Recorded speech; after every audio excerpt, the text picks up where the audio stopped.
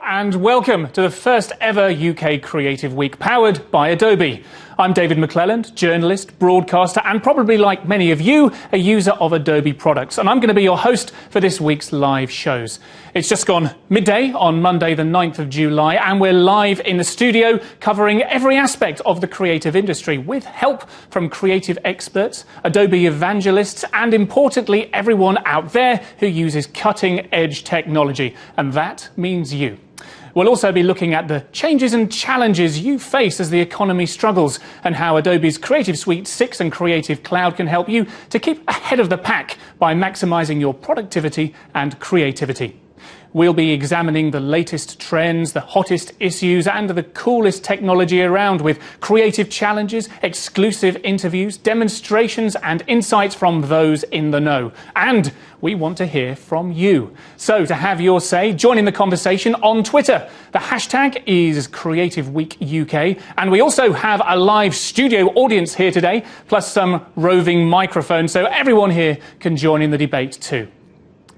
Every day this week we'll be concentrating on a different area of the creative industry. Tomorrow it's design and publishing, Wednesday film and video, Thursday sees the focus turn to web and mobile, and Friday's emphasis is on photography and imaging.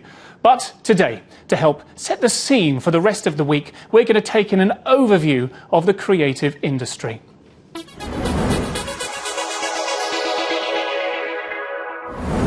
So let's take a look at what's coming up in the first part of this afternoon. We'll be launching today's daily poll and telling you how to vote. We'll explain how you can get involved in the audience challenge. And we'll also watch the sparks fly as we have our daily debate. Now, in the run-up to Creative Week, we set 4 audience challenges themed around the day's topics of design and publishing, film and video, web and mobile, and photography and imaging. And we asked you to download the free 30-day trial of the software needed to complete the task and then to upload your work, demonstrating not just your creative flair, but how quickly you can master the latest innovations. The entries will be judged by our Adobe experts, and the winner can choose to claim either Creative Suite 6 Master Collection or a 12-month membership to Adobe Creative Cloud. Now, we'll also be holding a daily poll to gauge your views. The question under consideration for today is this: can creativity help to drive the UK out of recession? Now, you may want to hold fire with your answer until you've heard some of the arguments in today's daily debate, but as and when you do want to vote, you can do so on Twitter. Here are the hashtags. To vote yes, it's GoCreateUK, and to vote no, it's NoCreateUK. We'll let you know the result before the end of play today.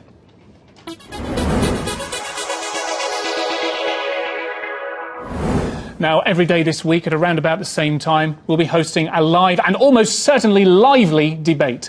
And today's topic discusses the subject of our poll. Can creativity help to drive the UK out of recession? Now, we're going straight for the jugular on something that's in the papers every day at the moment: the economy. We're all too aware of how the UK's fallen back into recession, a recession even worse than the Great Depression in the 30s. We've got the government talking about increased taxes and austerity measures and how they're looking at how industries such as tourism, oil and gas and science and innovation can promote economic growth. But what's clear is that the importance of innovation has never been greater than it is now. Adobe research found that 78% of people in this country agree that creativity is key to driving economic growth. However, only a third feel that as a country we're living up to our creative potential. What we'll be discussing over the next 50 or so minutes is the role that the creative industry is playing in rebuilding the UK economy, factors that may be inhibiting this, and examples of how real creativity can form the building blocks for industry innovation and growth in the future. Joining me here today are 3 people who will each be able to bring a different point of view to the debate, from industry through to education. First, I'd like to welcome Brendan Dawes, a UK-based Museum of Modern Art exhibited artist and designer who spent 11 years as creative director of Magnetic North, and in 2009 was listed among the top 20 web designers in the world by .NET magazine. Next, we have Gethin Lewis, who is co-founder with Pete Hellicar of design agency Hellicar and Lewis, whose work has been exhibited at the Tate Modern and the V&A in London. And finally, we have Dr. Chris Gerry, Director of Skills Lab, who's been both a head teacher and an executive head teacher of 6 secondary schools over the last 18 years. He has a reputation in both the UK and overseas for piloting innovative solutions to school design and use of technology and personalisation. So, welcome. Thank you very much for joining us. So, first of all, I think a reminder of today's question. Can creativity help to drive the UK out of recession? Now, Brendan, I think I'm going to come to you first of all as someone who's spent years in industry working with brands such as Diesel and Kellogg's and Coca-Cola. Can you tell us how important the creative industry is to the UK at the moment? Well, I think the UK has always had an incredible reputation when it comes to creativity and creative ideas. And, people talk a lot about the loss of manufacturing, but of course before manufacture anyway comes ideas and what are you going to manufacture. And I think the UK is just head and shoulders. I would say that because I'm from the UK, but you have to look at, we've got amazing people that were born in the UK at some of the highest level in companies all over the world that are known for their creativity, from Jonathan Ives at Apple to Christopher Nolan making amazing films. Obviously they're not in the UK and they're not paying UK taxes, but we definitely have a reputation in this country for great creativity, and I think a lot of that is born out of, we kind of have this attitude of, we question things. We're quite cynical as a people, I think, and and part of it is, look outside. It's it's not exactly very conducive. So we stay indoors probably a bit more, and we're not on the beach or whatever. To be honest, if it was sunny, I'd still be indoors making things. But I think because of all this cultural stuff that the UK has, we're very good at making things and questioning things. And do you think it's also a case of, you talk about cultural stuff, is it also about the multicultural mix that we have in the UK? Yeah, absolutely. I think, because a lot of people come to live here, we're an island, and so we have this great influx of people, and all those cultures, go to help create new and interesting things, absolutely. New ideas from mixing with different people from different cultures. So, yeah, I think that can only help. Joel, I just want to talk about creativity today in 2012 and over the last 10 years or so, and how creativity may have changed now that we're living in a digital age. Now, I know that you've got quite a unique background in terms of both science and art. So how do you think technology plays in today's creative landscape in the UK? I think it's always played a role, right? All the way back to Leonardo da Vinci being half engineer, half creative, one of those great artisans. And I think that's something that's followed throughout history. I think there's a lot of children growing up now who are digital natives, right? They've never known any different, and there's a challenge there about how to bridge the gap between a rapidly aging population and this new youth that doesn't see anything different. As you say, I came from quite an interesting background, starting off in the world of science and technology, but getting over into the kind of more arts, creative world, and I think that's something that's going to need to happen more and more if we're going to make really innovative solutions to the big problems that we've got ahead of us. Now, I'm interested in, like I say, the science, technology and the art side. Now, when you were growing up and being educated, did you find any barriers to pursuing the course that you've taken? Oh, completely, right. I did double maths, physics and chemistry for A-level and did my last bit of kind of conventional training in the arts or design. I think it was 16-year-old pottery making, which was great and a wonderful craft, but then that was the end of my education until I got to the Royal College of Art. And I think there's a lot of pressure on people that if they do feel they have an aptitude in science or mathematic areas, that they should go for that because that's a steady, reliable source of income. But I think, as I mentioned before, we need to get to this blend for people to come up with innovative, creative solutions. It's interesting. I remember back at school, I wanted to take both computer science and art A-levels. And why would you want to do that? Exactly, and they were both scheduled at exactly the same time, so I wasn't allowed to do them. So unfortunately, I dropped the art side. Well, there we go. Maybe Brendan and I can help you out with some of the creative side of things. That'd be great. I'll hold you to that. And no one ever taught me the beauty of mathematics at school. I learnt logarithm tables. Still, no one has ever told me what they are for. And yet now, I love maths. It's part of how I guess me and Joel create. We use maths a lot, and and I think that's because you're taught the context of it and you see the beauty in it. But at school level, they're not. Certainly when I was at school, which was a long time ago, but we weren't taught that kind of stuff. I think you could describe mathematics as the only true universal beauty, right? If you go to another alien planet or something like that, you could equally understand an equation or algorithm as something beautiful, and had there be an aesthetic beauty to that too. But that's something that's very difficult to communicate to primary school and high school age children. So I guess the challenge is how you do that. So we seem to be coming quite nicely onto education here. Yes. So Chris, you have a very extensive and broad background in education, and we were chatting just a few moments ago about where you fit in. Really, perhaps you could just run us through that very quickly. Well, I used to be a head teacher, and we built some new schools. We built some academies. 2 in Kent, with very big spaces which are designed to actually change the way education takes place, a lot of technology in those spaces. But today I work for myself in the Skills Lab with my colleagues, and we're working around the world on creative solutions for education. I mean, the issues we've got here are the same in every country. In this country, 29 million people are in work, 90% of people are working in the service sector, 2 million people working directly in the creative industries, and about 11% of our GDP is driven in terms of creative industries. So the question is, how can schools and how can institutions which support education actually move to support the population in terms of when they migrate into the world of work? What's the school doing to actually link with what's going to happen in the world of work? Now, other countries around the world, very interested in this. I do a lot of work in China. They have a 25-year program to develop creativity in their schools and in their children. At the moment, there's not a lot happening. We needn't worry. But actually, their persistence will probably lead to them actually being preeminent in this area. A 25-year program. That sounds so unlike anything that would ever happen in this country, where it's all kind of very short-termist. And we live in a democracy, and it's great. And China isn't a democracy. That's the difference. On the other hand, they can make that kind of commitment. A lot of the work I'm doing there is about trying to help schools move forward. So it's about the design of new spaces. Within new spaces, we get new behaviours. We're trying to shift away from single classroom experiences where everyone knows how to play their roles into spaces which are a little more creative and where we can actually do something a little different. So we're looking at new designs for curriculum as well. So actually, you don't teach creativity by saying, this afternoon we're going to do creativity. We teach creativity through the curriculum. It's actually redesigning the curriculum to make it more relevant. Okay, I want to come back to 2 of those points there in a moment, in particular the environments that you're creating and how they influence the teaching and the students. But something I want to pick up on at this point is the story that I'm hearing so far is actually quite positive. That we're this great cultural mix, creative heritage, and lots of great stuff happening internationally.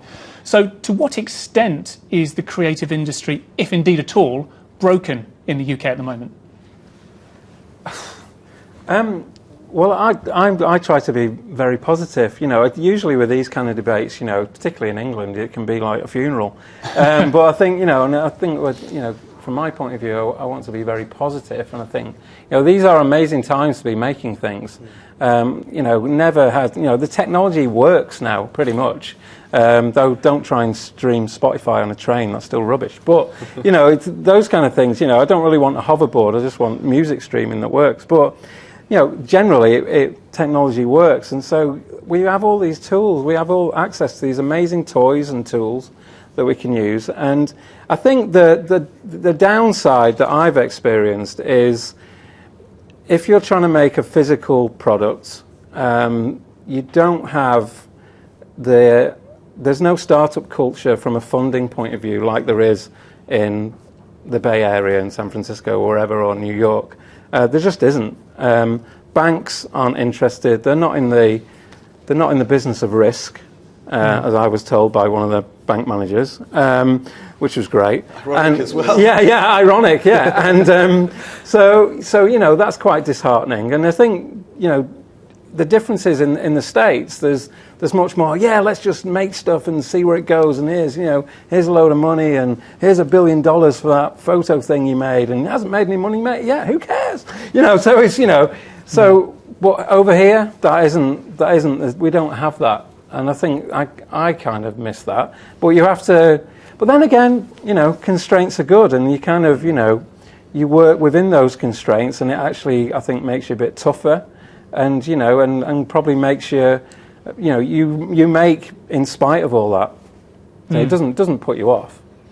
Yes, I guess this thing about creativity. I remember being taught that show business is two very, very different words. And it's great being creative and being able to put on a show, but actually to make a business out of it is something entirely different, an entirely different proposition. And, in terms of entrepreneurship, in terms of, you talked about the startup culture that maybe we don't have the same backing for in this country. Do you think that's something that might be lacking at the grassroots level in this country, Joel?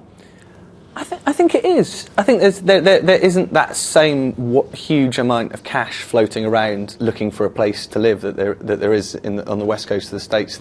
Here in the UK, we definitely don't have that. But I think, as Brendan said, there's a very pragmatic attitude out here. I think there's a great amount of craft and history of craft, and I think there are world leaders in that unfortunately have had to relocate to other places around the world to make their millions or billions. In the case of Johnny Ive, by now I'm sure that Sir Johnny Ive, sorry.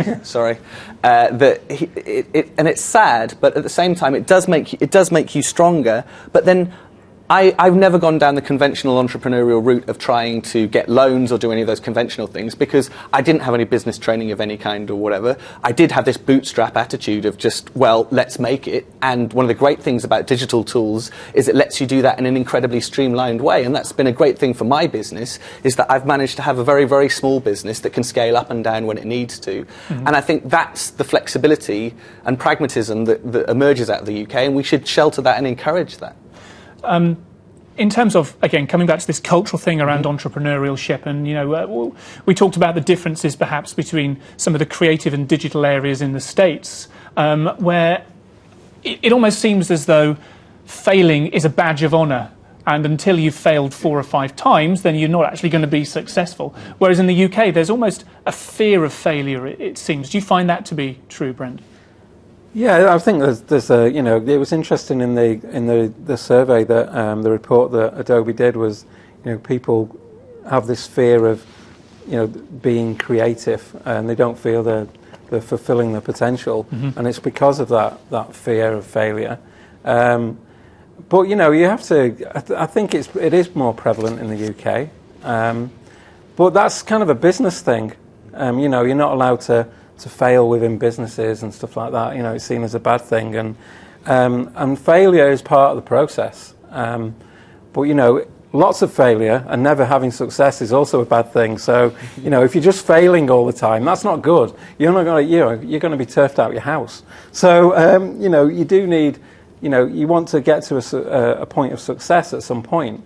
But yeah, failure is always part of the process. And failure goes with play and seeing where things go, and that doesn't work, but maybe there's something interesting there, and we'll take that and mix it with something else, and so that's how I create things. And there's a lot of rubbish. I make a lot of rubbish, but occasionally 1% is a nice thing, that might move on to something else. Chris, in terms of education, we talk about this sense of play and about this being allowed to fail. Do you feel, and certainly in your work, but also the work that you're trying to create, that this sense of failure is okay is something that we're seeing in the UK educational system at the moment, or is that something we should be seeing a lot more of? No, I think over the past 20 or 25 years we've politicised education, and we now believe that everyone's got to be highly successful. I mean, it's a competitive job market out there, and there's a huge debate about the level of or the importance of qualifications and actually the currency of qualifications. At the moment, this government is trying to do something about that. But the focus then drives through to schools in terms of the kind of carrots and sticks that we've got approach in this country and many other countries, is to enforce a kind of similarity within schools. So people, if you said, let's do some creative development in schools, today, in terms of, let's say, the Key Stage 3 curriculum, they'd say, I don't think so. This doesn't serve the kind of target-driven culture that we're in. So actually trying to bring in new ideas, unless they directly impact on outputs in terms of educational outputs, exam outputs, it's going to be frowned on. And as we've just been saying, there's going to be failure in this process. So therefore we develop a very risk-averse educational model. And the danger, I think, for us is that we miss what other countries are doing, and they are quite shocked at some of the developments here, because we were 3 or 4 years ago seen as the leaders globally in terms of education, in terms of our approach to skills development, our approach to vocational education, and our approach to kind of moving away from that lockstep curriculum which sees a kind of hierarchy of subjects, which always starts with maths and English and science. And as Ken Robinson says, it never starts with dance or music. It's always that's the way it is. That's the way it will always be, it seems. But actually, as your report says, people are saying, well, the world of work is changing, and we need to change to actually have more creativity in schools. Because when my kids leave school, even if they get to university and they've got qualifications, when they leave that process, they're going to say, well, how do I get a job now? Where are the skills that I've learned to actually get a job? Because all I'm doing now is competing with a lot of other people with identical qualifications. So we shouldn't lose the creative ideas that we've got in this country and the possibilities to do something within our school system. A couple of years ago, in the previous administration had set up creative partnerships, which was encouraging schools to do creative work and to experiment with things like 3D design, all sorts of things, wacky things sometimes. And that's not seen at the moment as kind of flavour of the month, really. Today it's a traditional curriculum for an austere time in order to get traditional results. And bizarrely, we're in a society now where a qualification in Latin and history is worth more than one in engineering and ICT. It is a bizarre situation because actually the jobs out there aren't in Latin, and they're certainly not in history. Having 3 degrees in history myself, I can for a reality, no job. So do you find that there's a sense of a skills gap between the students, the graduates, the professionals of tomorrow who are coming out of schools looking for work? Is there a gap between what they've learned and what they're able to deliver to what you think employers, such as yourselves, I'm sure, actually are wanting? Joel? I think one of the great things about the changes in the last 20 years is that there has been a levelling out of how people can get their work out there, right? That the internet is a superb thing for that. And we base all of our hirings upon what people have actually demonstrated in the public sphere, right? We ignore CVs, we ignore covering letters completely, we just go and look at what people have actually done, and we find that that's the best marker to see how able they are going to be able to perform in the area of business that we're in. And that's one of the great things about a lot of the open source work that we do, is that it makes it actually very easy for us to recruit, because we're involved in these open source networks, and those are all driven by the respect of your peers, right? And how much that work is actually being used. And that's a very important discipline that we've found, and a very important difference between graduates from different areas and people's backgrounds, is that we found that people who are more public, more willing to share, have been a lot more successful, because they immediately have a level of quality that isn't there from someone coming straight out of university that hasn't posted any of their code online or something like that, for instance, because they've never had to put themselves up to the big, scary, bad world. And if you can make something that's possible or popular in general on the internet, then that's a good marker that that's going to be something that's going to go on again in the future and be able to replicate that success. Now, yourself and Pete at Hellicar and Lewis are doing a bit of research over the last few weeks. I saw you did a very big campaign with Coca-Cola. And I urge you to go online and have a look at that. There's a great talk on Vimeo that Joel did that went online a couple of weeks ago that explains some of the stuff behind that. The thing that interested me particularly was that all of the work that you did, it's a kind of mixture between technology and art and interactivity. All of the work that you did, all of the man hours, all of the money that you would have piped into that after the project was finished went open source, is that right? Yep, so we're a completely open source company. We give away everything we make. The reasoning behind that is that the open source allows us to be much more innovative than other people, quicker, in a more efficient way. It's not that we're better, we just fail faster, and we like to fail publicly.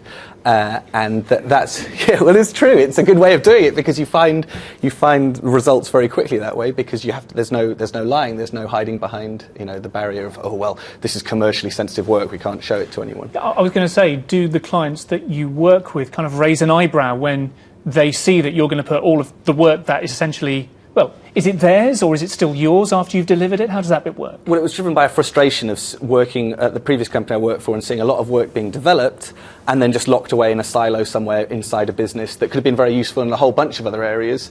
And there was this kind of paranoia about IP and all that, about that kind of thing. But the main thing that we got through with Coke, and they were great about it, okay, their legal team were amazing about it. We got there and we made the first open source project they'd ever done, which was fantastic. But the thing we got down to them was they had this fear of someone like Pepsi, for instance, come along and stealing all the work that we'd done and then redoing it themselves. We said, that's the best PR gift ever. We hope that Pepsi do that because it's the greatest present that you could ever be given. Yeah. And so it's that kind of, there's that dichotomy almost of that, but giving things away, you actually get greater control because the whole world knows that it was done and that you were the guys that did it.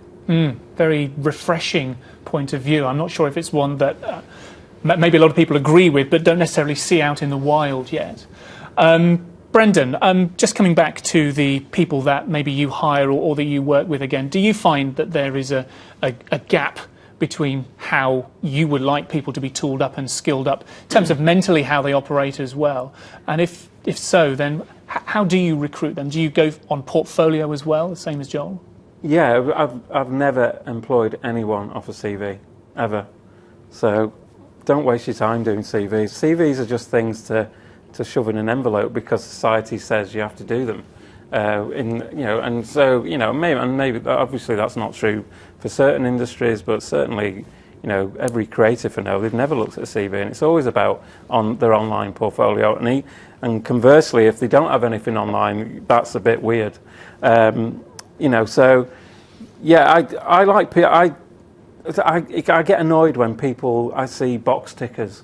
I think a lot of universities and colleges, they push out box tickers because people who tick boxes are easy to mark. And I like the people that have dropped out of uni or college or maybe even got a bad mark, but then you look at their stuff and it's like, what? I don't even know to describe it. But you know what? It really excites me. But you failed. So come and have a job. Yeah. Come here. You are. You're looking for someone unique, and unique people are hard to fit into a system. And I know wonderful lecturers and teachers who do embrace that and don't want to put box tickers into the world. But the majority is that. And a lot of the times I see people and they're just trying to fit in, because they're following styles that have gone before, and I want to see people, what is their thing, where is their voice, where is their style, and people can be, they're under a lot of pressure to it's easier to join the club if you're like them, Yeah. But I like to find people who are, unique and a little bit different and a little bit weird. So this box ticking that we're talking about, this occurs to me that it comes very much from the educational system. It does. It's Chris's fault, basically. No, it's actually, we need more people like Chris in the education system. That's what we need. In that case, Chris, what can you do to fix it? I'm not sure there's a lot you can do to fix it. It is highly political, and we're not alone. In austere times, governments look for austere solutions. They look back to lost golden eras in some ways and try to recreate that. In more upbeat times, you have a more expansive set of thinking going on in society. Yeah. I'm not that bothered in the sense that I think young people today are incredibly well self-taught. I just think about my own kids who went through university, but they seem to know an awful lot about an awful lot of stuff, and it's not from what they learnt in school or at university in those formal settings. It's in those informal settings where they're online, they're talking to their friends, they're finding out things, they're learning for themselves, and that keeps them kind of employable, I think, but also it keeps them as being fairly creative people and people who have potentially got something to offer. So they both need jobs. So give them a job. No, actually, they both have some employment in them. But it is difficult for them. But that wider cultural element we shouldn't dismiss. You can work with groups of people in different settings. You don't have to depend on the education system, because as people say, the best education systems are always 25 years behind the times, and it's probably always going to be that way. So we shouldn't beat ourselves up about it. We should just get on and see what we can do. And there's a lot you can do. Okay. Thank you very much. Just to remind you about the daily poll that we have going on at the moment. The question is: can creativity help to drive the UK out of recession? To answer yes, the hashtag is #GoCreateUK, and to answer no, the hashtag is #NoCreateUK. We'll come up with some results on that later on. And also don't forget that you can put some questions to our panel here using the Twitter hashtag again, Creative Week UK. And just a few comments and questions that have come in. We've already asked to what extent is the creative industry broken? I think we've kind of covered that already. And also, is there a skills gap between what creative graduates can offer and what employers are really wanting? And an interesting point here from Andrew Kahn is that too many people forget creativity in business is there to help drive a profit and not just there for the sake of creativity. I just want to come back to the creativity thing for a moment and just ask kind of like a more general question, really, Brendan, first of all. Where is it that creativity should be coming from? I know you're going to smile at this because I know it's something that you've talked about before, but certainly when we're being bombarded with the internet and 24-hour news, TV and everything else, is it difficult to create, to come up with unique ideas at the moment?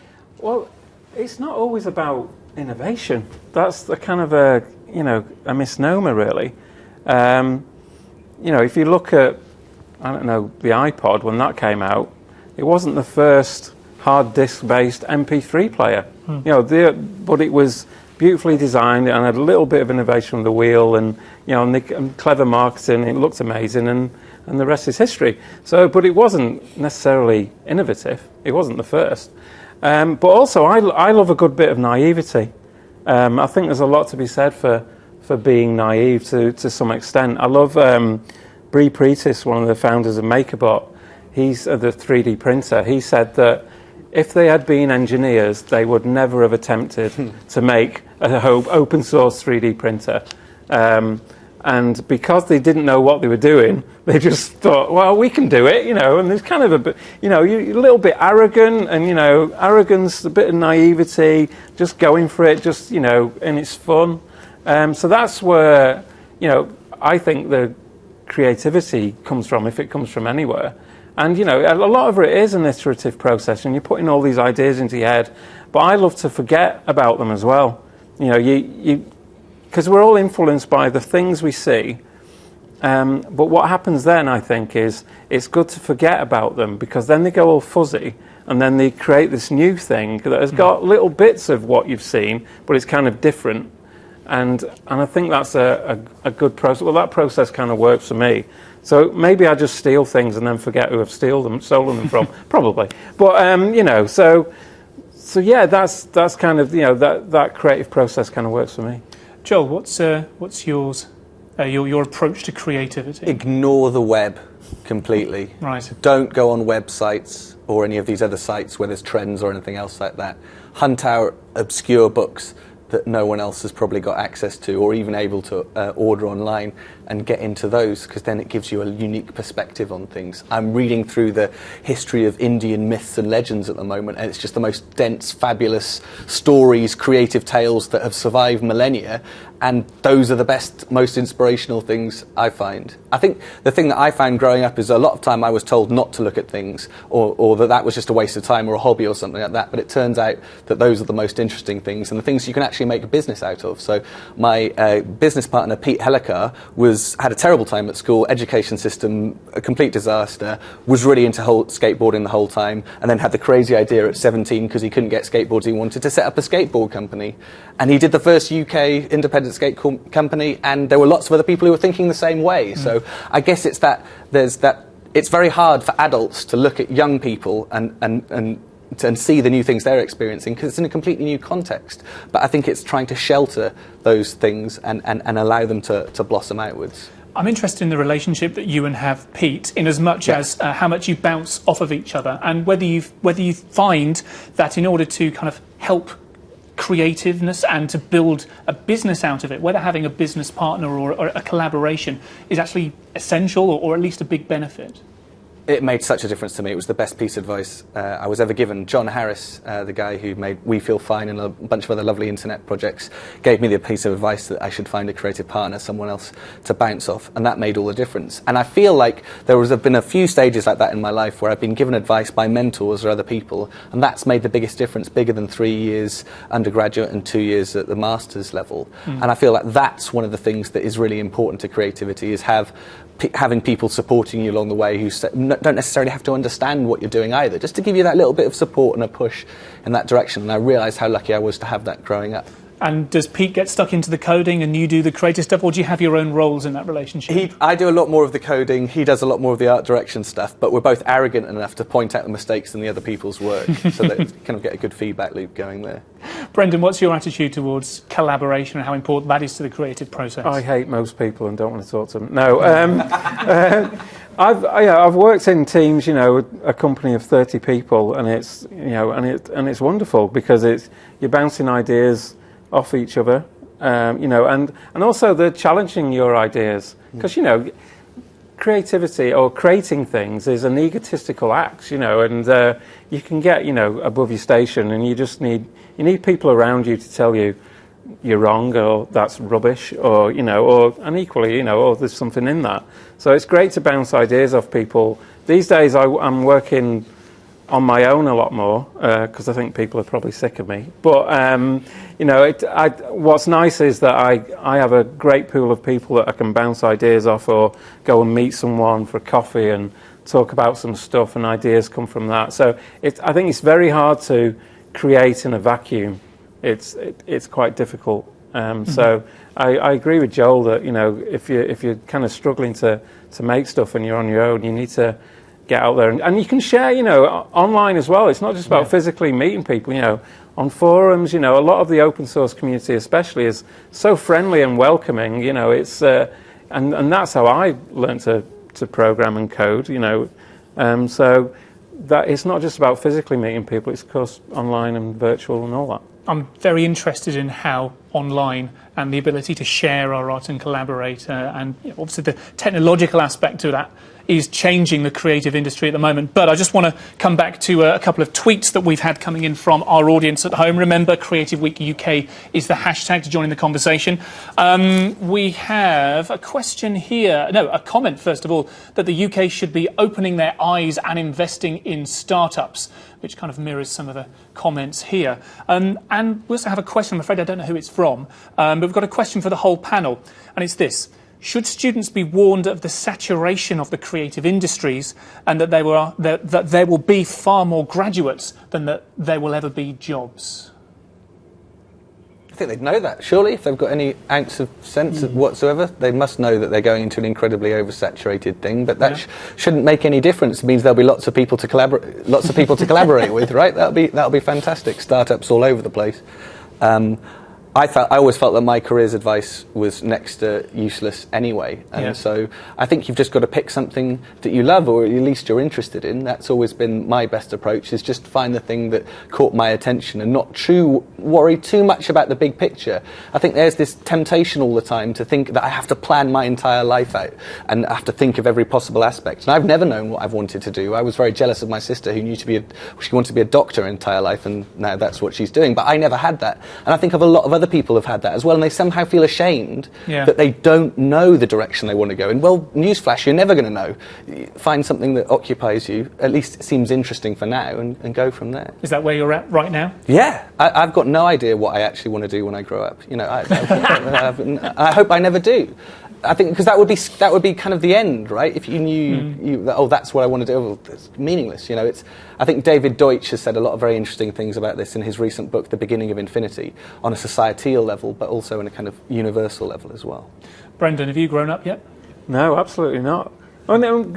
Charles Eames did once say that he couldn't wait to grow up because then he could play properly. And what growing up, it does allow you, I can go online and buy some things, so to do this, so not that it's about using money to buy things, but it does give you access to, if you need parts for a physical thing you're making or whatever, where as a child you've got to use the things around you. Yeah. But no, the mentality of of that, I think the idea of play is kind of drummed out of you by society. You know, it's like play is for kids. Well, play is for it's for adults as well, and that's, you know, that's an important part of the creative process. So I know I've not grown up. I mean, ask my wife and have a look at the back room. It's just full of stuff. Yeah. Yeah, I remember at school being about 8 or 9 or so and finding out that we were no longer able to write stories in our English classes. You know, it all had to be comprehension and so on, and being very disappointed because I did nothing but draw pictures and write things up until that age, and I didn't start writing again until a few years ago, and found it very releasing once again. Right, it's a joy, right? It's a human aspect. It's something that should be there for everyone to have. And I think there's also the terrifying thing about, well, one of the bases of creativity is this thing of not knowing quite where you are, right? And you're in this place and you're kind of feeling it out and you're trying to work out where you are. And I think that's the thing that we always look for when we're about to employ someone, is someone, when you throw them an unknown problem or something outside of their comfort zone, how do they react? And as things accelerate more and more in society and technology and everything else, we're going to need more and more of that capability, right? There's lots of people out there who can be very studious and bring and recall facts and whatever, but I'm not interested in those people because you can look it up on the internet now. I want someone who isn't scared by the prospect of, let's make a 24-hour TV station and see what happens, or, you know, one of those questions. This safety that you talk about, Chris, in terms of the educational system and how we try to look after children who are going through that system, is safety actually quite important, that they feel as though that they are supported from a curriculum point of view, as, you know, kind of from a personal point of view? Or is there an element where we can let them find their own way a little bit more than we are at the moment? I think the problem is that institutions generate institutional behaviours. So there's that kind of famous joke that Ken Robinson tells about a young girl in a class. She was 4 years old and she's doing a drawing, and the teacher says, "Oh, what's that a drawing of?" And the girl says, "It's a drawing of God." And the teacher says, "We don't know what God looks like." And the girl says, "Well, you will in a minute." And there's that sense in which, well, you know, we kind of, you know, adults in institutional settings kind of pare down the options for children. That is a real problem. So what we try to do is to look at processes and spaces where we can get people to behave in different ways. And yes, children do need they need to feel physically safe, and they need to believe that what they're studying and what they're doing has some sort of meaning, but they also need to actually get something out of it, because too often you can have this kind of lockstep model, as in, you know, the French curriculum. At any one time, as the French minister would say, all the children who are 12 years old now are studying this particular text in these classes right at this moment. Is that what we want? And that, you know, that's a kind of wider political debate. It's a debate for voters and for parents to take part in. If that's what you want for your children, we can create those kinds of environments. But actually, the world, we know, is changing very rapidly. So yes, they've got to have some qualifications, but actually they've also got to have some sort of skills. And they've got to have some experience in school where they leave school saying, that was great. And up until recently, we've had a lot of children leaving school saying, you know, I come out of school and actually I've got something, got some qualifications, and I've had some fun with the system. And when I went to school, that wasn't the case. You know, people left school at 15 and they were pretty miserable because they got no qualifications and it wasn't a lot of fun. So therefore you have generations of people saying, well, I don't think much of education. You know, most countries look at how they design systems for education, so most children who are going to become citizens are successful within it. It is entirely possible to design a system where very few children can be successful.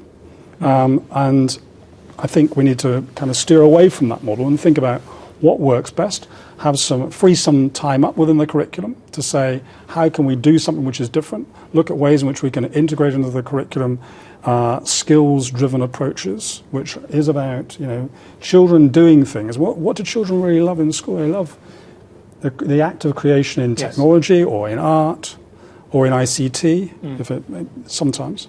These are or in dance or in drama. These are the areas which they excel in, or in PE, in sports. And we can be encouraging that a lot more, as well as saying, and of course there's this core stuff you've got to study. Yes. Okay, good. I just want to remind everyone about the poll question today. As we've been discussing, it is, can creativity help to drive the UK out of recession? Reminder of the hashtags. For yes, it is Go Create UK, and for no, it is No Create UK. We've got a few minutes left for the debate today, so if you do have any more questions, like I say, they're coming in here and I'm popping them off as best as I can, then the hashtag is Creative Week UK. I also want to remember that we have an audience here today as well.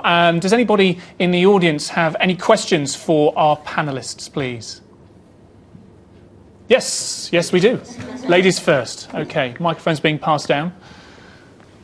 I just wonder if, in my experience, a lot of creatives feel that business is a bit of a dirty word for them. I'm creative. I don't know about the business side of things, much more in Britain than, for instance, in America, where it's fine to be both. Do you think that's the case, and do you think there's anything that can be done about that? Brendan, you work with a lot of big companies. Yeah, well, I've just had a business fail, so I can that I was in charge of. Congratulations! So thank nice you. one. Yeah, onwards and upwards. No, yeah, I think there is that dichotomy where, the perception is that creative people aren't good business people. But, if you listen to what Chris is saying, he's saying, but, we need more creative thinking within education and transversely, and also in business. And, the amount of businesses that I've done talks at businesses because they want me to come in and, talk about new ways of thinking and creative thinking, creative solutions for problems. So, which is kind of different from a creative running a business. But as Joel's testament, is a very successful business and it can work. So yeah, absolutely. I think it's just a different way of doing things. But what's great now is, because of the internet, because the internet is so amazing, there's all these tools and facilities that one person can do. So when I was running my business, I had an online support system. We had warehousing in LA and Essex, not quite as sexy. Well, Towie, I guess. Yeah. And then we had a e-commerce system, and it was pretty much me and a PA running it. Like, we had warehousing across the world, and it was brilliant. It was ace, and people thought, God, how are you doing this? And it was because those tools now are available to us. For like, 30 quid a month for warehousing in LA, fantastic. So these are, that's what's great. All these opportunities are coming flooding in down this massive pipe called the internet. And it's new and different every single week. So it's, I think it's completely new ways of doing business. And also funding, and I've been through the Kickstarter process, of crowdfunding. And, you tell people, like, business investors, we got our money on Kickstarter. And they're like, what's that? And it's like they have no idea that there's this amazing crowd-funded platform that's, predominantly mostly in the States, but, the amount of emails I get going, how did you do it when you were in the UK? I was like, stop asking me, go and find out, because we found out. So, and so the game is changing. So I think creative and business, can go together. Short answer. How about you, Joel? You also work with a lot of large companies. How have you managed to attract them to you guys in the first place? The great thing about working with capitalists is all they want is novelty, right? So it's been easy to attract with these kind of, shiny baubles of interactivity and things like that. Mm-hmm. But the interesting thing that came out of that is that when we got into deeper relationships with these companies, you could see how the possibilities for this more open way of thinking could spread throughout the whole business. One of the great things with the Coke project was that we used a lot of the source code that we developed for this broadcast system that we made with the fantastic Maroon 5, and then open sourced it into the world, and then we used that on a whole series of projects for kids on the autistic spectrum, and then being able to take that back to the Coca-Cola company and go, look, this is the result of being open outside of your business and then coming back in. Imagine what could happen if you were a bit more like that throughout your business. And then the other thing about the point about business is, I think you can be, business is just hacking reality, right? It's blending things to your will, right? Somehow exchanging these services. And I think that's another way of looking at business as well. The most exciting thing for me about Kickstarter is the possibilities that you can put out there just for actually gauging perception or if there's a market for your business. There's a great story on Kickstarter about a guy whose incredibly expensive pram broke, and he phoned up the manufacturer and said, I want a replacement part, and they said, sorry, we won't do it. So he got it, he scanned it into a 3D printer, and then made it, and then started printing it out, and has got hundreds of thousands of orders, because this pram is breaking in the same place every single time, and the company won't deal with it, so he was going to make a business out of it. I think the final thing to say about it, I was going to say, is that I think transaction stuff is what's really exciting me at the moment. So being able to accept money from anywhere in the world is incredibly exciting as well, or being able to accept credit cards and things like that through your mobile device. You know, a child growing up with an iPhone 4 or something like that is now on an equal playing field for broadcast and taking money as any of the biggest companies in the world. So I'm excited about what's going to happen. Okay. So I just want to talk a little bit about the future, if I may. If we're going to drive the UK out of recession, then what sort of things should we be looking forward to? Now, we've only got a few minutes left, so we're going to be fairly quick here. First of all, Chris, in terms of the educational establishments that you're creating, you're kind of, by the sounds of it, getting best of breed stuff from around the world and trying to filter that into the UK educational institutions, really. You talk a lot about the environment. What sort of changes and what sort of influence do you think that these creative spaces that you're creating will have on students and on the tutors? Well, the starting point is, imagine if somebody's built a new school and they say, do you want to come and look at the new school this weekend? You'd probably say, well, actually, no, I don't. I can imagine what it's like. It's got corridors, it's got classrooms, chairs, desks, you know, the usual kind of thing. You know what it is. So we started with the idea of, well, let's create different spaces, let's create destination spaces. We looked at the design of the Apple stores, and we worked with designers who designed those stores in New York and London. And we looked at how we can use light and how we can use sound to create an environment, and also how we can actually structure an environment with many more children in it, a lot of technology in it, to create an environment where you go, wow, that's really exciting, I really want to work in that environment. And then to talk to the teachers about, well, given that this is a much bigger space, what can we do within these spaces? And you might say, well, bigger space is going to cost more money. Actually, this costs about 24% less than to build than a conventional school. So you actually take space out of corridors, which are pretty useless and where fights take place, and you put them into learning spaces, and then you create furniture within that, which is not from the usual, those plastic chairs you see in schools and nowhere else. Where do they come from? Because nobody has them at home. They cost £5 each, so you wouldn't want to sit on them. But every school has them. Why is that? But what sort of influence? How is this changing the students that are going through this system? So you change the curriculum that takes place in that environment, because suddenly you have a team of teachers working there. You actually integrate the curriculum. So you begin to develop integrated projects with students in those spaces. And because you've got more space and you've got some technology in there, you can begin to actually maneuver children around into different configurations. Because if you're in a classroom, classrooms are 54 meters squared, and actually that design goes back to a long time ago. Children today are much bigger. If you put 30 children in that space, actually you've got no room to do anything.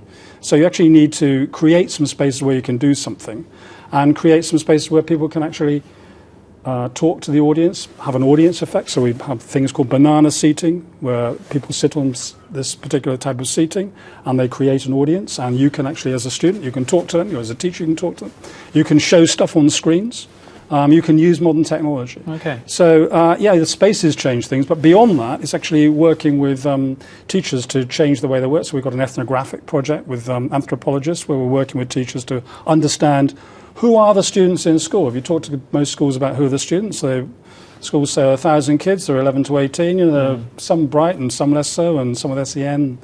That's about it. So we're interested in who are these subgroups, and then trying to tell teachers, you've got some really interesting groups of children here. This is actually how we can get the best out of these children. Yeah, okay, interesting. In terms of the creative spaces that you guys work in, obviously having been through school, is there a space that you wouldn't want to work in, and have you created the space that you find that works best for you? Don't work on industrial parks at all. They're horrible. And it's weird, the whole space thing. Media City, BBC have just moved into Media City, which I think is a wonderful thing. But that's going to take years for that. It's not a public space. You go there at night, you're moved on by security. So it's not a public space. But the BBC is kind of unique because they make their own ecosystem, but it'll take years for that to become a truly creative space. Do you think that by it not being a public space, it will actually lose a bit of Yeah, connection I mean, with the public as a result. I love cities, and I love the interaction of city that goes on in the city, and love the dirt and the grime and all that. And I think that's part of, creativity needs something to kick against, and it's all these influences. You go to New York and you can't take a bad picture; it's impossible. And the same with London and Manchester, to some respect. So I love cities, but so a creative space for me is very important, and I like to be surrounded by an environment that is, inspires me to make things. Okay.